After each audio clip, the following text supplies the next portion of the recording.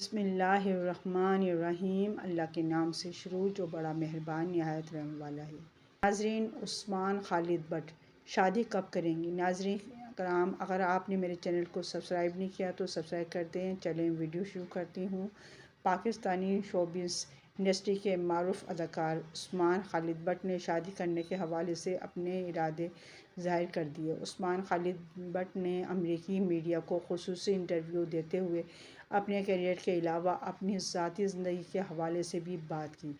उन्होंने अपनी शादी के बारे में पूछे गए सवाल का जवाब देते हुए कहा, मुझे अभी ज़िंदगी में एक अच्छे शरीक हयात की तलाश है, क्योंकि हमारी फैमिली में बड़ों की तरफ से बच्चों पर शादी के लिए कोई दबाव नहीं डाला जाता। इस उम्र तक बच्चों को शादी कर लेनी चाहिए।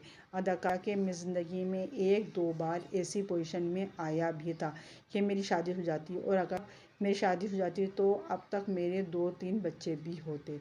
उन्होंने मज़ीद कहा, मगर मुझे इस वक्त शादी नहीं, कोई अफसोस नहीं है, क्योंकि जो कुछ भी हमारी ज़िंदगी में होता है वो बेहतर के लिए ही होता है। नाज़रीन कराम, अगर आपने मेरे चैनल को सब्सक्राइब नहीं किया तो सब्सक्राइब कर दें, बेल आइकन पर ऑल कर दें, ताकि हर आने वाली वीडियो का नोटिफिकेशन सबसे पहले आपको मिल सके। अल्लाह हाफ़िज़।